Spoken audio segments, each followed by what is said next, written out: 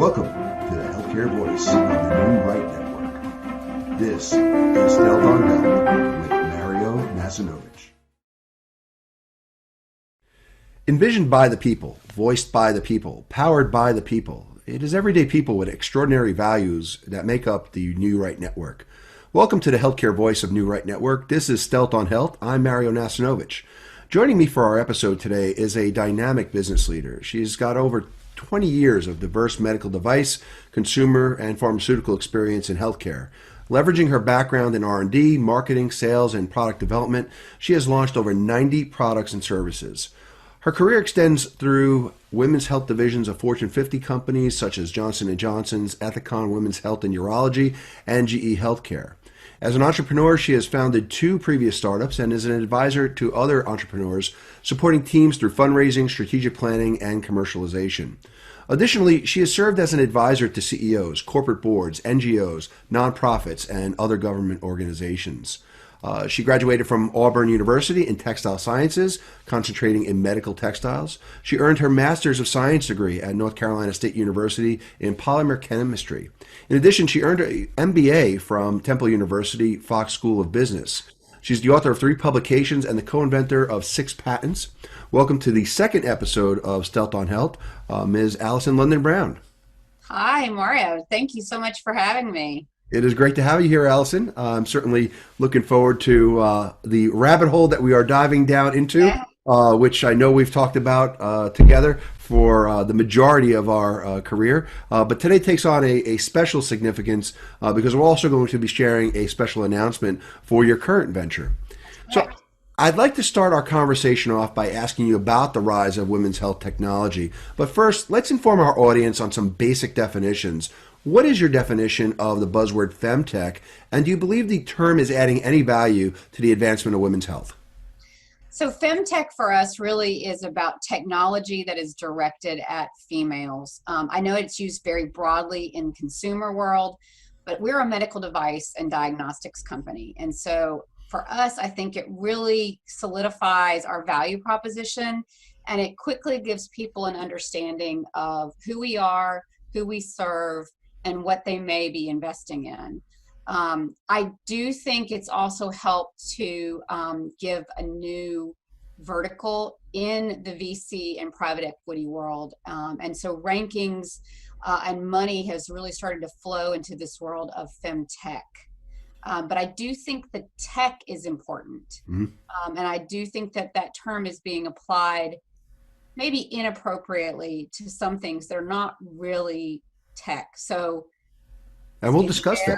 Hair care. I'm not sure about those things in terms of tech. So, no. So, and how do you personally relate to the term Femtech? But certainly, when you started your career, we always talked about women's health. Yep.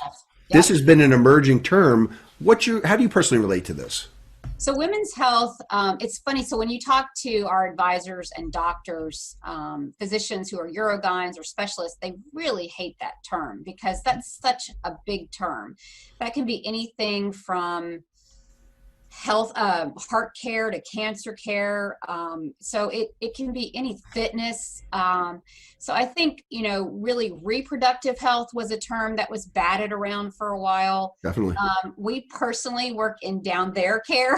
So we are talking about those intimate areas that women finally have started to share and talk about and the challenges they have. So we're really talking about the uterus, the vagina, yes, I said the word, urinary problems, so the bladder, even rectal problems, fertility problems. So for us, Femtech and our world is really that world of anything dealing with those concerns that women have in their intimate areas. I don't think intimate tech would work so well. So no, that's a whole other category for a whole other show. Yeah, exactly. We know women's health issues have long been overlooked by the medical establishment. We know for years that some clinical trials only involve white men. Have we seen a societal shift or a shift in cultural norms, at least here in the U.S.? What's the genesis of all this? So I do think there's a few major things that have transformed where we're going with women's health and with investments and technology. So if you think back, early 2000s, there was a lot of things going on, but the reimbursement for women's health care in an acute care setting and even in an office space wasn't there.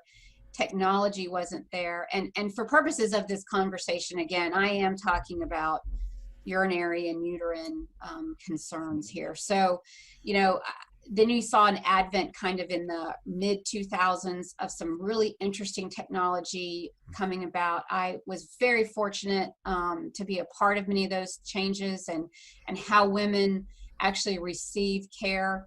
We moved away from this idea of everyone having a hysterectomy when things were a problem, and started to really diagnose fibroids, polyps, those things that can cause painful sex, they can cause painful periods. And so we had new devices. And then unfortunately, 2008, 9, 10 happened, a lot of lawsuits, and everybody knows about them. And so there was such a maybe stigma in women's health. People didn't want to touch it. And investors were certainly shying away. I started my last startup in 2013 and didn't raise a dime. And it was around prevention of urinary tract infections. And I think part of it was Femtech was not a name then. It was mostly white men investing, older white men, and that was an icky subject for them. So fast forward to 2016 and 17, you're seeing more and more people talk about these concerns. You've got certainly the Cialis for women out there. You have other things that men are now becoming more involved in when it comes to their wives or their daughters, or even their mother's health. So I think there's a lot of things that changed. One, technology.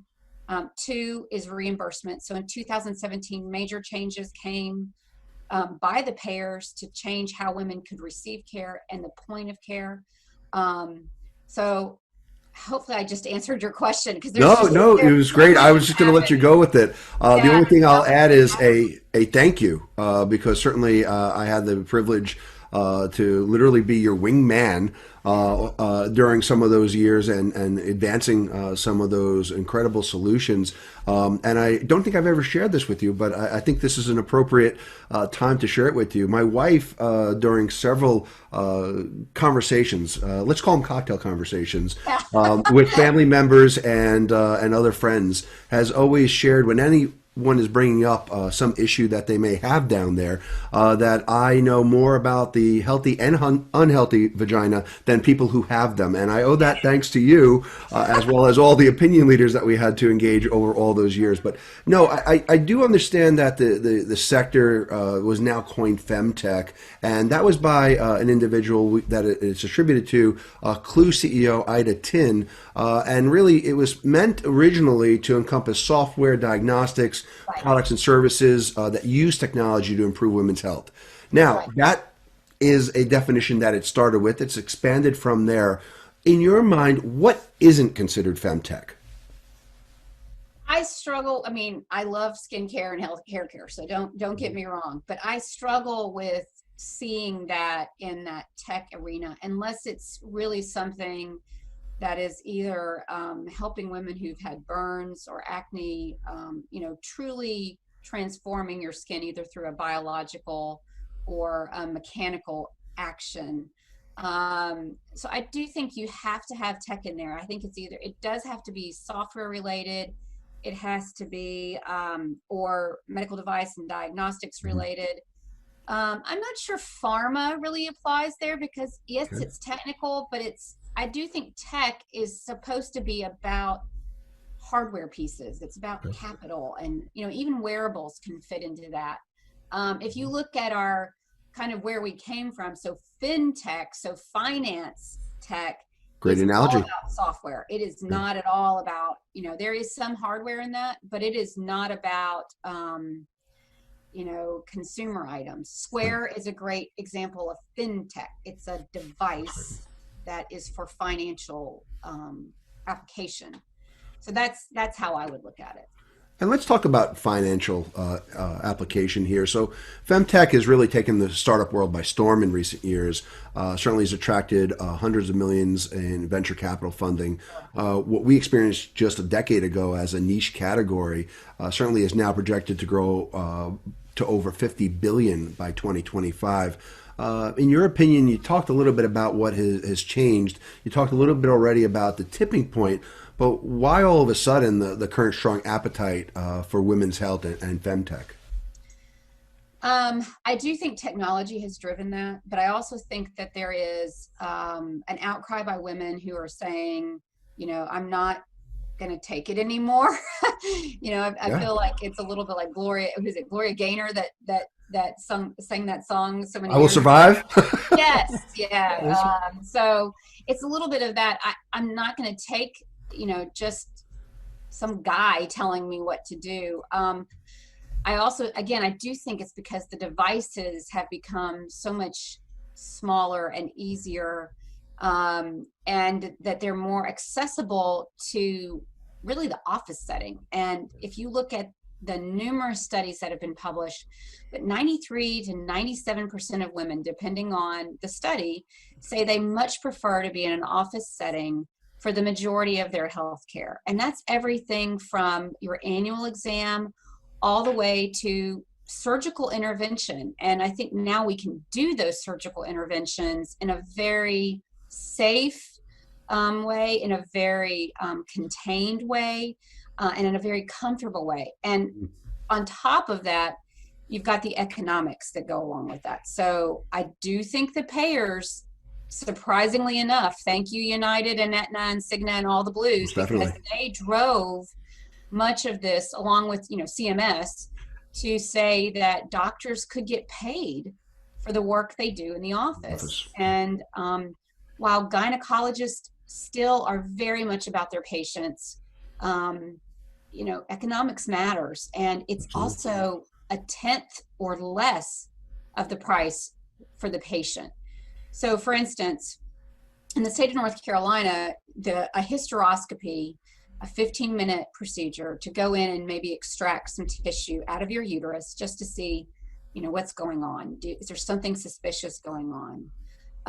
May cost anywhere between $11,000 to $13,000 for the hospital, and out of pocket for a woman is about $4,000. Oh wow! Same procedure, and we're talking a 15 to 20-minute procedure here. Okay. You're out of work all day. You have pre-op and post-op and the whole, outpatient experience. You have that same thing in your doctor's office. It can be about an hour and a half, and it may cost you just your copay. So such a significant difference in how that care is delivered and where that care is delivered. So I do think that's part of it. And there have been lots of activity in the oncology arena and new ways of diagnosing, along with different devices by small companies like ourselves, and people are taking notice. So venture capital is taking notice. There have been acquisitions since 2014 and on, and a lot of activity and deal flow last year, and I think this year as well. So people are seeing that you can make money in women's health, and that there is reimbursement and revenue to go along with that. But I do believe it starts with the patient saying, I don't want what you're offering me anymore. Right. I need something different. I deserve something different. How essential is it to educate investors around women's healthcare as Femtech continues to grow? Exactly what you just explained, you've got to explain to a potential investor that more than likely is not a woman sitting in that business meeting. What is it like walking into that type of business meeting where the individuals that you're speaking to, number one, aren't women, number two, don't know about the issues that women are experiencing, and three, may not understand the voice of the patient, whether they've got a mother, a wife, or a daughter that's experiencing this, because maybe there's been some level of detachment or some stigma that's been placed on this, where this is a taboo subject that this potential venture capitalist is not talking about. Yeah, I should note, for us in particular, my company was funded. Start over. My company was funded entirely by angel investors, which is kind of a unique situation. We've raised Absolutely. a little over 6.5 million right now, so not a big chunk of money for a medical device company that's commercial, but it's all in angels, and we have two women's funds that just came in, and these are women for women. So I would say That's great. that's Yeah. another change that has happened, is that more and more women my age and younger are really trying to say that I have expendable capital and I want to make money with that, and I want to put that towards things I believe in or to help other women. So I do think that that is starting to change, and you're seeing more of that. So but back to your question, I think, when I go into a room, it's a little bit easier, depending on the audience, because I can talk about the technology. It's a camera, it looks in an orifice, in an organ, like a colonoscopy. They probably have all had a colonoscopy. Maybe they've had upper GI. So it's Mm. something they can relate to. I can talk about it in that way. If So they that need, analogy is key to that draw the analogy comparison. helps. And you Okay. keep it, you don't talk about the ick factor. Like, I wouldn't say the word vagina to them. I would say, we're talking about the uterus, we're talking about the bladder. You make a little light of the subject to keep them at ease. But you really, you focus on the technology, you focus on the team, and you focus on how they're going to make money. That's I it at the end don't of the day. Yeah. have to get too much into it. If they really want to understand, if they start asking questions, then my answer usually to them is, has your wife ever had a headache? And it's maybe not her head, right? Very So much so. if sometimes you have to make it personal, and you say, if you've ever tried to be intimate with your wife and it's painful for her, then you understand what we're talking about. And that is the area where we really want to change the thinking of both, of wives and their partners. No, and I think you are brokering that conversation, whether it be in the boardroom or in the bedroom. And I think it's a real great lesson learned to share that thought of how analogies work, talking about the tech and keeping it depersonalized and keeping it around the tech, as well as then making it deeply personal without talking about the biology. So I think that's Right. a real important nuance for anybody watching this that may be an entrepreneur, somebody that is thinking about femtech, maybe has some early angel investors and is starting out. These are some really teachable moments, as I like to call it, and some key takeaways that someone can pick up on.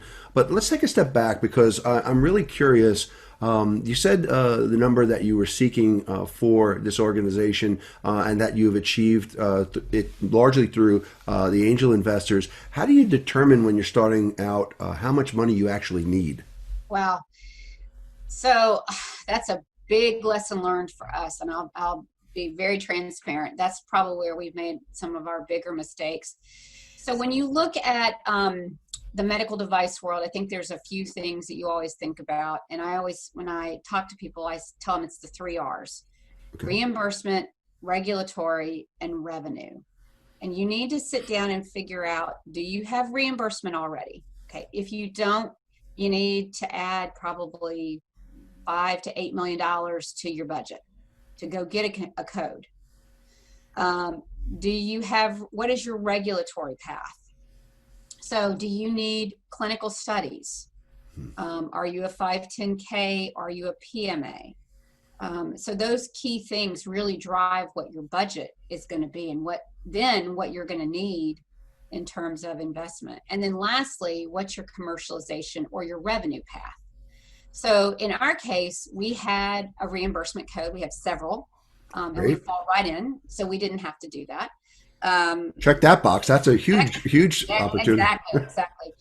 Regulatory, we're a 510K, we're a class 2. So, very straightforward path for the most part. But we are an endoscope. And so we are dealing with the gynecology arm of the FDA, the urology arm of the FDA, because we went for a dual indication. and then the infectious disease or infection control arm of the FDA. So all of those things are really important as you start to look at your budget. So for us, we mapped out, then you look at how many people you're going to need. So resources. So I don't know that this is significantly different than anyone else starting out a business, but I do think that the overhead is not where the money is going to come. You know, it's not about people like you see in a lot of businesses. It's about the funding you're going to need, and not necessarily for development. It's going to be for clinical studies. It's going to be for getting your reimbursement codes in order to even get to commercial. And then when you get to commercial, I think, you know, you've really got to understand what your opportunity is, and are you tapping into a transitioning market? Are you creating a market? And if so, that's big bucks. I mean, big bucks. So when you see people raising $20 and $30 million, that's why. So I think all of that goes into play. But for us, we looked at, okay, what do we think we need? And we were able to raise that with angel investors. But that's also put us at a little bit of a disadvantage. So we did a $2 million raise for Series A. Series B, that's where I made my mistake. I should have raised more in Series B. We went for basically a bridge series, and so should have raised more then. And then for Series C, which we're in now, we're at a $4.2 million raise, which seems, it's, you know, it's medium size. But honestly, VCs, private equity, they don't start talking to you until you're in the $10 to $20 million range. So we're in a tweener state. It's a little bit challenging where we may have a bigger price than some angels want to take on, but we're not big enough for a VC. So we've been very fortunate that we've been able to raise the money that we have the way we have. So according to the Kauffman Foundation, private tech companies with women at the helm actually achieve 35% higher return on investment than those led by men. But in 2018, companies with all women founders received only 2.2% of the venture capital funding.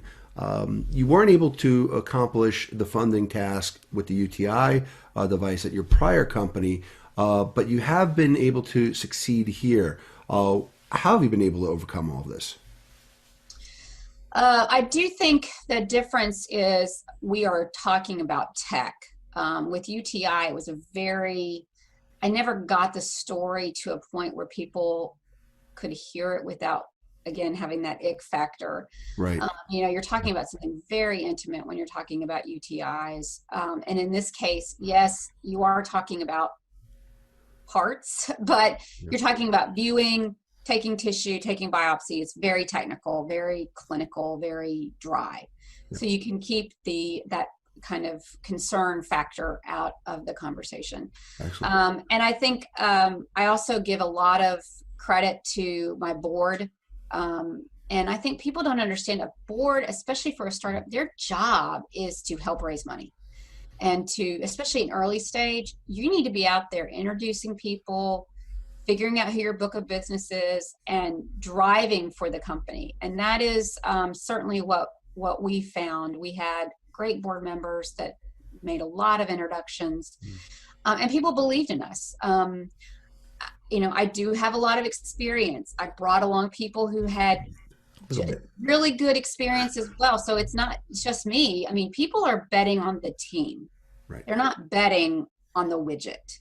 Okay. And I think a lot of, you know, scientists, you know, as a former recovering scientist, I think that's the problem. We see ourselves as, you know, great thinkers and great idea makers, but it's a team effort. It's not about you as an individual. So, you know, they believed in what we could accomplish, and we just hit milestone after milestone after milestone, and people got very excited about what we were doing, told their friends, told their colleagues.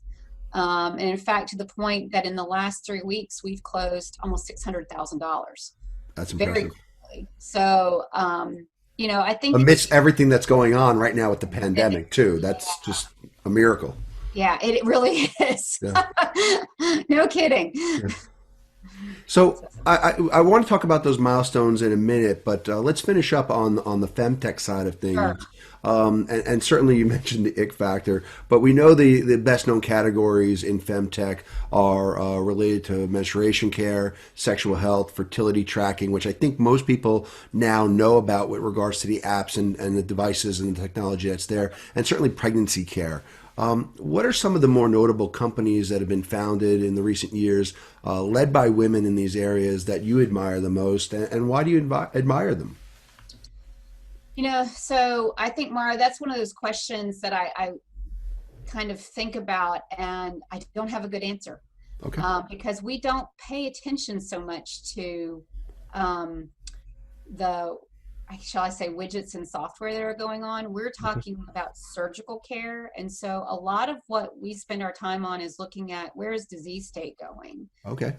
Where So it's like a are stay in your lane kind of thing. staying in my lane for Yeah. now, and really looking at what are the things that are needed to continue to drive that transformation in women's health.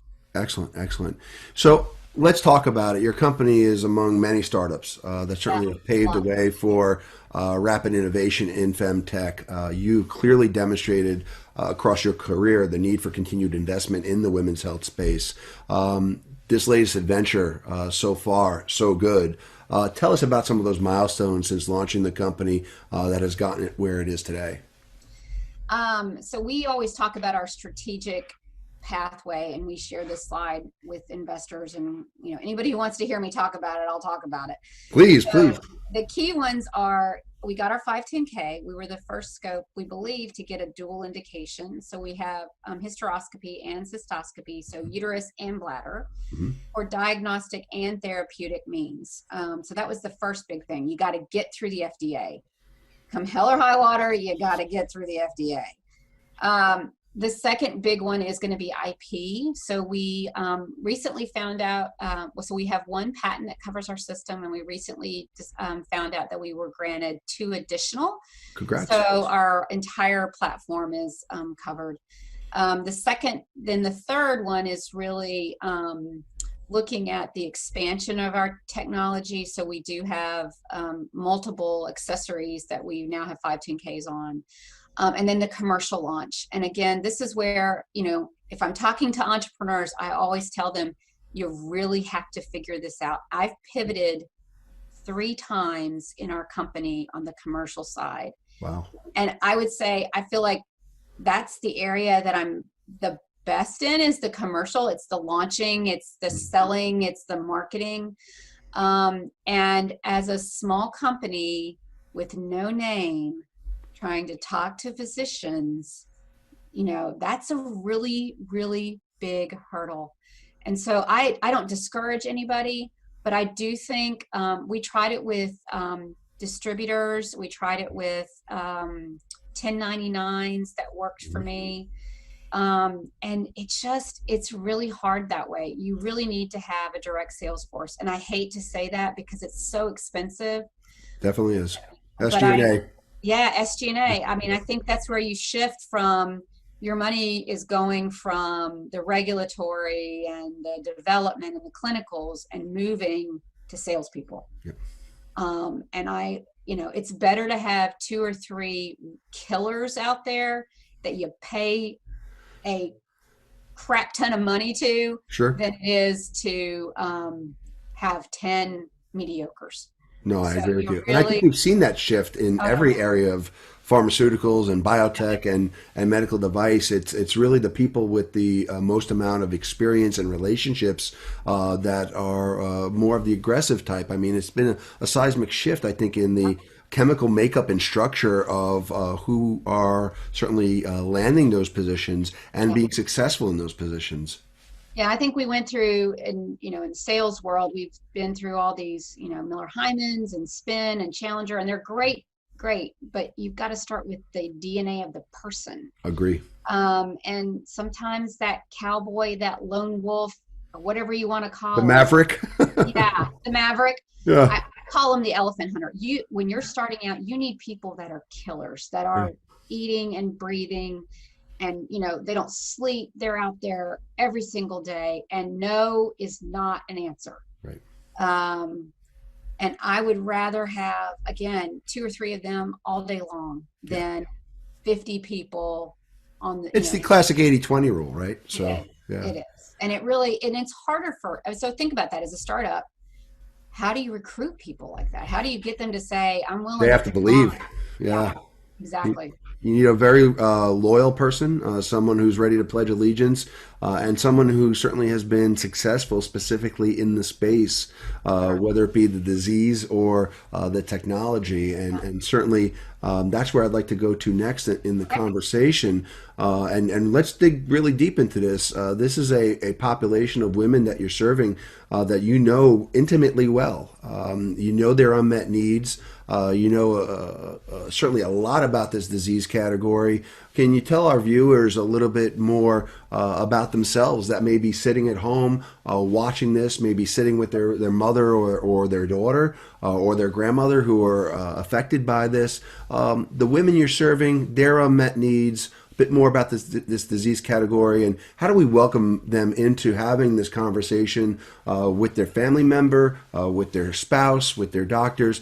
Tell us about this. Sure. So I think first and foremost, let's just say, what are those diseases? So we're talking about everything from I have a period that goes on for forever, or it hurts when I have, and I don't mean just the normal cramps. I'm talking Hmm. about real pain, kind of like a kidney stone, or something like that, or appendicitis. So that's the kind of pain we're talking Great analogy. about. If you're having, again, we talked about painful intercourse. Yeah. If women know their bodies, if it just doesn't seem right, like there's something weird going on, don't ignore that. You need to be checked out. And on the bladder side, it's even a little bit more problematic sometimes with the quality of life. So when you cough, when you sneeze, when you laugh, you pee a little, right? Yep. So that's stress urinary incontinence. And that's just, your muscles have given out around your bladder. So it's not a horrible thing. It happens to over 60% of women. Hmm. So go get it checked out. Or maybe you feel like you have to pee all the time. That's overactive bladder. Agree. Again, there are things that can be done very simply in your doctor's office. So the first thing is recognize that there is something not right, and go get it checked. And then the second thing when you get it checked is, I find it hilarious that we will switch nail salons because we That's so don't like true. how they did our toes, Yeah. but we will let a doctor tell us what to do about our own uterus. We spend a lot of time on breast care, and we should. I mean, Right. it's really important, and heart disease and cancer. But your uterus is a central connecting organ of your body. It's in your core, and you need to protect it and care for it like you do your teeth.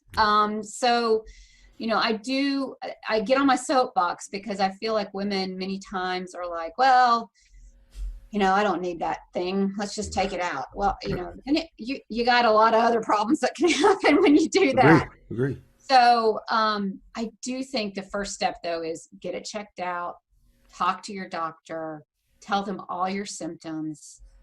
That's what they're there for. If you don't feel that they're giving you good answers, if you don't feel that you're hearing what you need to hear in a way you can understand it, go find somebody else. No, I think that's incredible, timely, and relevant advice. And you know what? If a woman is presented with these symptomatology and they aren't feeling right, something is wrong.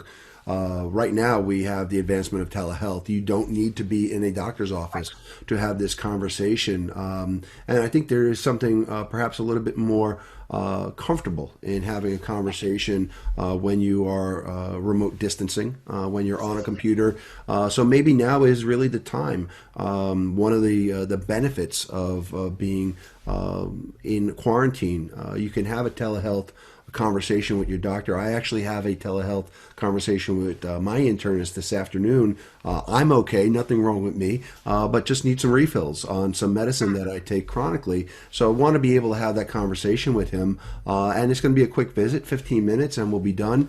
But also, it'll be nice to let him know that, hey, everything's okay, I'm okay, and certainly my mental health, my physical health, everything is going well. And I think that's important here too. There's something to be said about well visits to let your doctor know that you're doing well. And in this case, if something isn't going your way and doesn't feel quite right, I think it's important to begin that communication. Again, bring a loved one, bring a friend, someone that you trust and confide in. If you can't express this yourself, and certainly if you're not comfortable expressing it, there's always the opportunity to speak to a nurse who may be doing some of those visits before you actually get to see the gynecologist as well. So I think these are important parts. Now, you shared a little bit about your technology and how it works. And certainly this is not necessarily for a consumer to select and to walk in asking for the brand name of your device. Certainly as various women have their experiences with the gynecologist, they may or may not even know the name of the device. But I think it's important as they're experiencing these issues that they understand how some of this technology works. Can you describe for our audience in very laywoman terms, how does the technology work? So if you go to your doctor and they say, okay, we're going to do a hysteroscopy. So that means, again, it's a tiny camera that goes inside. It's natural orifice, so it's going to go through your vagina, through your cervix, into your uterus, and they're just going to have a look and they're going to see what's happening. They may need to take a tissue sample. Your uterus, you're going to feel some pressure because your uterus is going to expand. They're going to use saline fluid to expand it so they can see the whole. It's kind of like expanding a balloon. So Visualization. yeah, so that's what they do, and they look, and then they may take a tissue sample. In our case, so our product is called the Luminel DTX hysteroscopy system, and we've designed it to be very, very small, which means that it's easier to insert, and you may need less anesthesia. So you may ask, okay, what's the anesthesia? So many times they're going to use just what's called a paracervical block, and it's kind of like getting a filling where you get a block in you just get some shots in your gum. So they're going to do shots around your cervix. And I know that sounds weird, but it's very safe. It's very simple. And it just allows your cervix to relax. So, I mean, think about it this way. Your fun fact is I think there's like 87 sphincters in our bodies. I love saying, I just said sphincter on TV. Sphincter is a great word. I love that we're going to have that on record. Yeah. Okay. So much like, so your rectum, there's a series of sphincters. Your cervix is also that. So it's just a grouping of muscles, and they have to relax. And luckily our cervixes are, is that the right word? Cervi are very tight. And so when you want to go in and look at the uterus, you do have to relax that. So that is very basic. It's, I don't want to say it's not a big deal, because it, you know, it's going in and looking at you. But the interesting thing is you can be fully awake. It is the only type of therapeutic procedure that you can have a shared decision making with your physician. As to what happens next, almost live. Live. Yeah. So you can watch it while they're doing it, and they can point out, okay, here's this and here's that, and we may want to do this. Are you okay with that? And so, you know, it's really, it's a very different way of performing these therapeutics. But the good news is that it's the only one that can actually see the inside of your body, and you don't have any puncture holes. You don't have any sutures afterwards. Like, it's, you know, they look and you're done. It's kind of like looking in the back of your mouth. Sure. They look and you're done. So now that's in the uterus. How does it shift in terms of the bladder entering through the urethra? Yeah, so it's easier. Your urethra is a lot more forgiving. As many people know, they've had a catheter maybe when they've had surgery or had a child. And so it's the same thing. You're just going to go into the urethra. They're going to look at the bladder. they're looking at things like the bladder neck. So think of, again, as a balloon, Hmm. and the urethra is a very long balloon neck. So Very, that's the very part we appropriate tie, visual. Yeah. right? Yeah. So just think about that as a long piece of the balloon that hangs off. And so they're going to be looking at that to see if there may be damage. They're going to be looking at the urethra as they go along to see if there's damage. And in the case of overactive bladder, they may use injections within your bladder to actually stop the contractions. So that's just to basically stop your muscles from moving a lot. And so very simple. Most people I know have it done.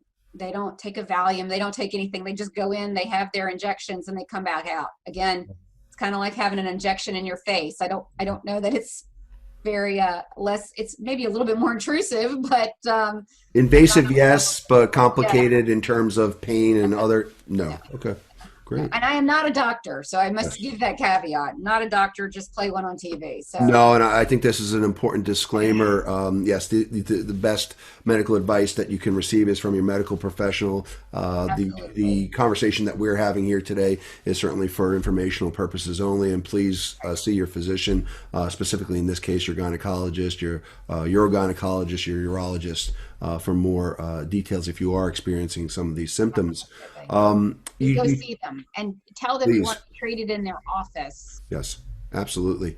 And we'll talk a lot more about that in a moment, because I think this is absolutely timely and relevant for this conversation, but also because of the current conditions that we are all living under. But you talked about reimbursement earlier, and the financials involved with that, and certainly many have stated that validation is a key to becoming payer ready. Yeah. For your product and for products that are in the medical device space, what kind of evidence is needed for insurers and employers? So in our case, surprisingly enough, and I think many consumers are always surprised at this, we did not do any clinical studies. So it is not a requirement to show, really what the FDA is looking for is that you are safe and effective. So you basically can do what you say you're going to do. And in our case, we are looking and treating the uterus. I mean, there's a whole long list of things that they tell you you have to be able to do. Right. Um, and so we don't have to prove through a clinical study, but we do what are called validation or design validation, where you are using a model to prove that a physician can use your device and can be used as intended. And so for us, that's to get your FDA clearance. And once we got our clearance, we already fit into the codes. Now, other devices out there today, they may get their 510K clearance, and then they have to prove it to payers that they do fit in the code. And in that case, it's usually, maybe 90 to 100 patients. It depends on if they need long-term outcomes data or if it's just really a quick surgical intervention. I think that the de novo pathway is becoming more popular in device land, especially for surgical implants or surgical techniques where something stays in your body, even if it's temporary. So in that case, it would be, you have what they call a predicate device. So there's a device that's like mine, and I'm saying I'm like that, and I'm proving that I'm like that other device. And in this case, you're saying, yes, there is a device that's like mine, and I'm going to do studies in patients to show that I am like that as well. And so that's called de novo. And it's kind of a 510K plus. Hmm. And these are all regulatory pathways, and All regulatory. yes. And usually once you have that, most of the payers will agree that you fit into that category. I think that there are some cases, especially in the diagnostics world, where payers are trying to understand, okay, so you're diagnosing this. We've never had that before. We've never diagnosed that before. So how do we cover that? Because maybe it's an orphan disease, or it's a one time in a lifetime kind of thing that you have to have done, or it's accompanying a surgical intervention. So I think that we're really starting to see the diagnostics world, especially as genetics. I was just And going to say, we've seen that in testing. gene therapy. We've seen that in various genetic counseling Yeah, and testing and biomarkers. Certainly, we've exactly. seen that advance that way. Yeah. So I think that they're using what has happened in that world and applying it to the medical diagnostics world as well. Great. Now, you've had some major strategic milestones, true inflection points for value accretion. Can you tell our viewers a little bit about what those were and really, in the absence of that clinical trial, which everyone views as the holy grail, how you've proved your value? Sure. I think first and foremost, we did get a dual indication and we got it very quickly. Which is always that's the question mark in any kind of milestone, is how long can you get through the FDA. But I do think the other one is just that we were able to commercialize, we were able to sell, we were able to have physicians who wanted to use our product. In our case, we have a razor blade. So we have a reusable scope, and then we have a line of sheaths or attachments that go over the scope that enable the physician to do different things. Oh, fantastic. Um, and so we have people reordering those. And that's validation. And so I think the biggest inflection point happened, our announcement happened just yesterday. And we have signed an exclusive distribution agreement with Olympus. Congratulations. Yeah, it's, as an imaging company, that's like, you don't get higher praise than that, because No. they're the best They in are imaging. literally the Mount Olympus. They are Yeah. literally, yeah. So for them to say your image is good, and not just good, but good enough for our brand, I do think that that's really important for us. And not only is it important for that, but we now get access to a nationwide set of reps who really understand the space, who are very passionate about gynecology and women's health, and are really excited about being able to provide the Luminel system to doctors and their patients. Now, share with us how timely this announcement is with the move to office-based procedures. Why is this more important than ever before with what we're currently experiencing? Yeah, so as many people know, with COVID, you have seen elective procedures that have been certainly pushed aside in some cases, and delayed.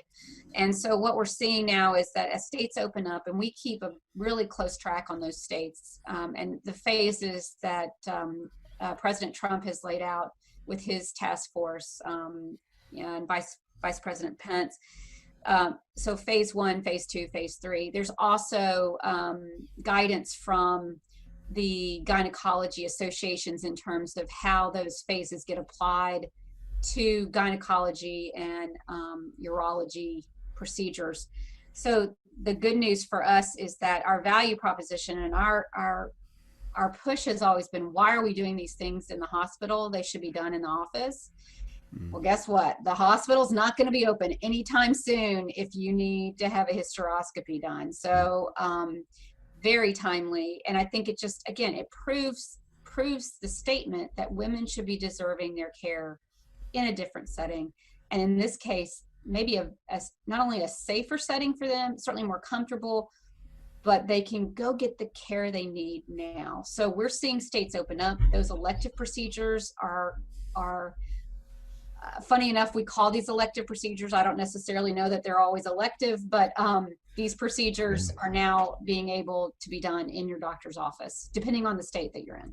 Yeah, I'm certainly hoping that as we come out of the current pandemic, that we really try and look at what truly is an elective procedure, because I don't see any of what you're doing as elective procedures. These are mandatory. These are quality of life situations, and certainly you have for your entire career enabled a better path with physicians, with patients, and certainly with payers, with all the technologies that you've worked on. With this, certainly the importance of patients considering these procedures. It's not something that they consider. It's something that they absolutely should be doing. So I don't know how elective they are. And I know certainly the support of various funds, like you had mentioned earlier, the patients themselves, the scientific and medical influencers that are in the gynecological space. They've done a tremendous amount in the recent years to destigmatize many of these disease areas, and I think to bring it into the office or into the private clinic, it certainly makes this a lot more easier, certainly a lot more comfortable in terms of the procedure, but in terms of being able to access this and in a new dynamic way, you now have the distribution team behind you to help support that as well, and that's just a fantastic accomplishment. So congrats again on this partnership. I think I want to shift gears just a little bit with you, and I want to talk about you. And as an entrepreneur, certainly there's an opportunity every day to look at business just a little bit differently.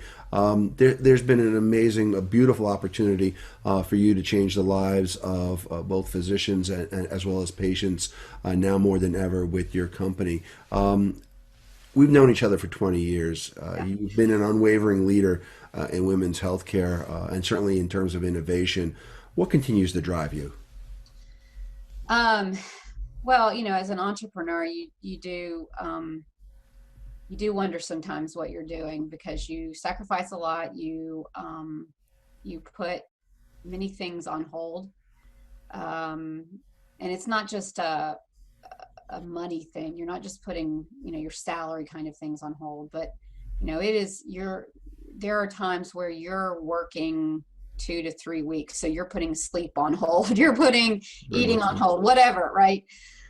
So you have to have a very, and I'm quite fortunate. I have a husband that is extremely supportive of what we do, but I do think that for me, it has always been making an impact in healthcare and believing that I have a God-given purpose to do that, and that it is about something bigger than me, and that the revenue and the money is great, and I love looking at the numbers, but I think there's a patient behind every one of these stories, and you've heard them. I mean, we've been there together. When you hear the woman that says, I haven't been able to play with my grandchildren because every time I do, I pee all over myself. And so just, being able to help provide something that helps them is an amazing thing when you hear those stories, right? So it's very simple. I'm doing this because, not just because I'm a woman, not because I have women in my family, but because I just believe that we need to be looking at the healthcare system, and not just women's health, but the healthcare system very differently from a cost perspective, from where we're placing risks, where we're placing bets, what gets funded, what doesn't. And I'm a fervent believer in that.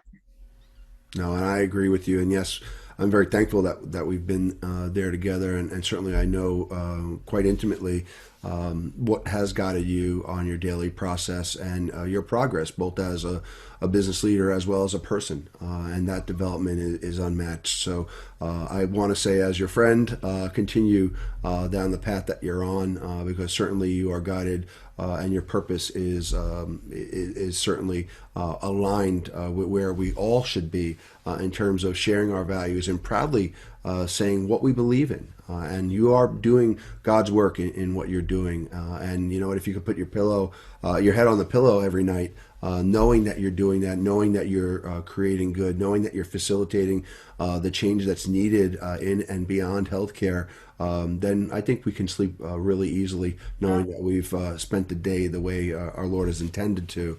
Now, Exactly. now, your impact, most people have heard now your story. They've heard the story of this incredible company and certainly this incredible technology, and really your viewpoints on it.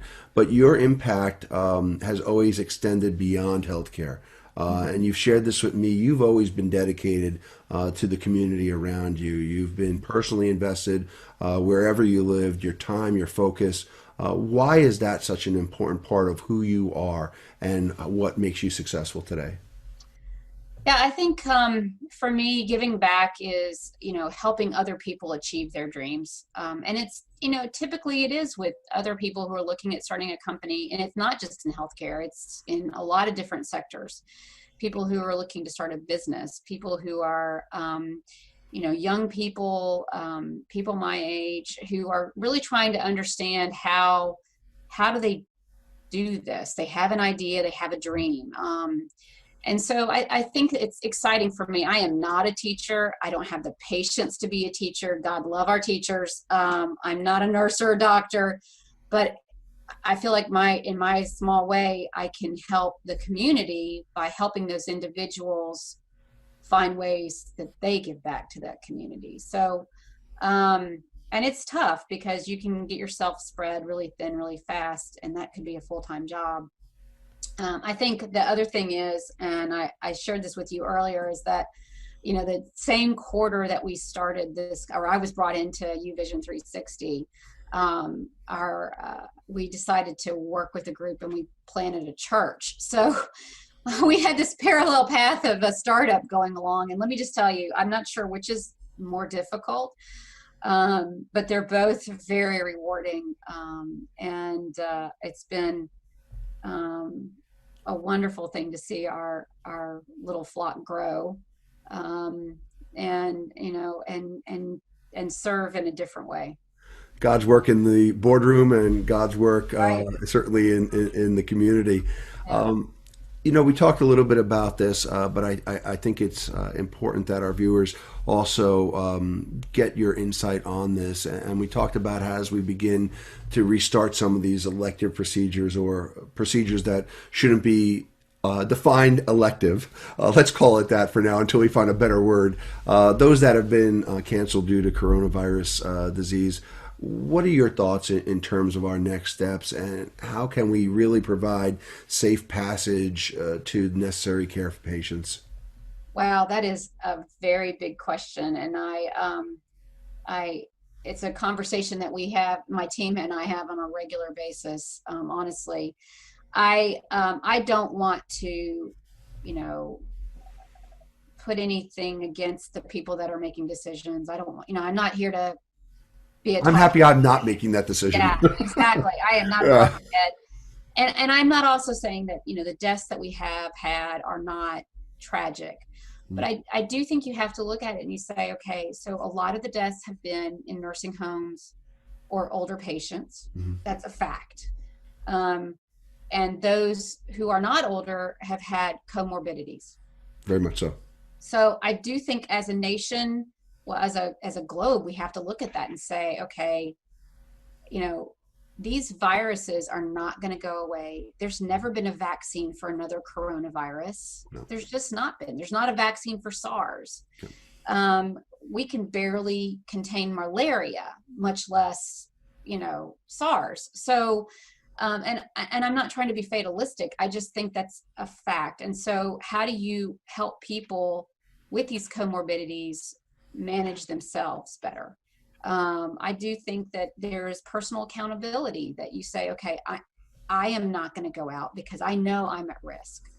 I'm not going to be around other people who may put me at risk. Great. That's a great way to do it. I think in terms of getting back to a normal life and getting back, especially to taking care of your health, there are measures you can take. And honestly, a doctor's office is probably one of the cleanest places there are. We certainly hope so. Yeah. Yeah, as long as you don't touch the magazines. I mean, Well, I think they're all getting thrown they're out. all gone. They're all Well, gone. okay. No more magazines in the waiting room. So bring your own book. Yeah. But they sanitize everything. All the doorknobs are sanitized. Patient care rooms are sanitized. So I do think that they're some of the safest places you can go, especially, and I mean, honestly, OBGYNs, it's not like they're treating flu patients. So, maybe GPs is a little bit more risky if you have comorbidities, but I would think going to your OBGYN is not as big of a challenge when it comes to those things.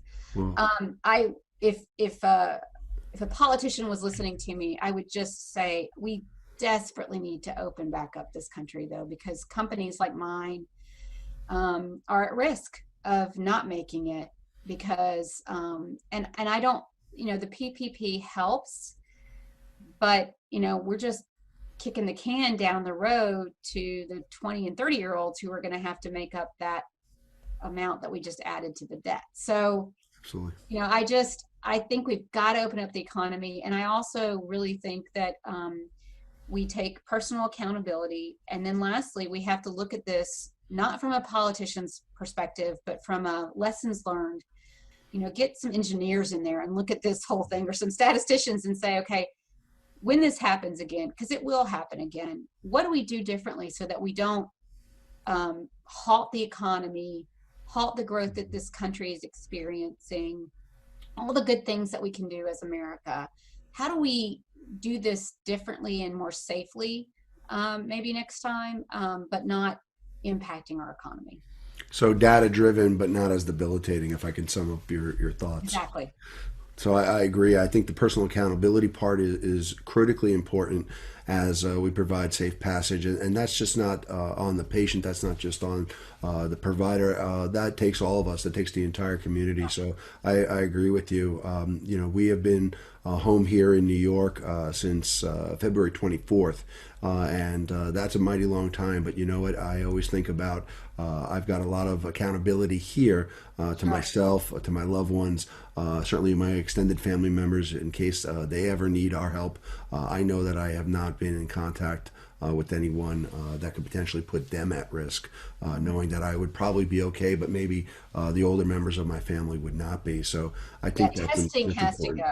Yeah, we've got to have more testing, though. I mean, I do believe that there's a lot of us that have the antibodies that have been exposed. I mean, in February, I was in California with people from Italy and China. So, and then I went to Boston right after that. So I do think, I never got sick, God bless, but, who knows? So I think testing has got to be spread everywhere, especially the antibody testing.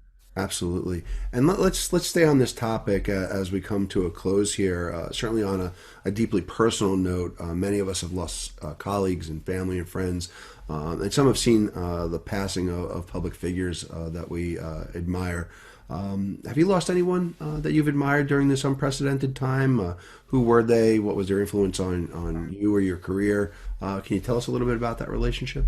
Yeah, I've been fortunate that in my immediate family, we haven't lost anyone. I have a cousin who's actually was married to the nephew of Little Richard. So he just passed, but it wasn't COVID related. I think it's not the big figures. It's not, some of the names that we've heard. I think it's it's the grandmothers, it's the aunties that have, and abuelas that have raised many of us. And in our own team, we've had people whose loved ones have been very sick and impacted by this condition. And I think on the other side of it, we've had people who have been laid off and now their company's gone. So I think this certainly is going to extend to beyond just a health concern, but also a financial concern for people. And that company is not coming back. That's So, the case. Loss is measured in a lot of different ways. Let me open up the floor to you, Allison, for the final word. What would you like our viewers to know? I think what I would like them to know is, number one, if you're an entrepreneur, go out there, be bold, but find good people, be honest with yourself of what you can do and what you can't do, what you're good at, what you're not good at, and surround yourself with people who can do those things. If you're a person who has extra money, I know that's a strange thing to say at this time, but go find someone to invest in. It could be your time, it could be cash. But if you're a retired business person, go help an entrepreneur. Agree. Because they will take your help. And I think lastly, it's what we talked about before. You know, if you are a woman and you have problems, go find a doctor and make sure that they listen to you. Make sure that they're not just saying, oh, it's stress, which a lot of things, you know, stress is not to be discounted. It can really impact your health, but, you know, make sure that you are being heard. And if you're not being heard, go find someone else. For New Right Network, Allison London Brown, thank you so much for joining us. I'm Mario Nasinovich. I invite you all to follow us across social media at Stealth on Health, all one word, across Twitter, Instagram, TikTok, and certainly to access this episode and other on-demand programming from Stealth on Health, I'd like you to visit newrightnetwork.com, the right voice right now. Thank you for tuning in.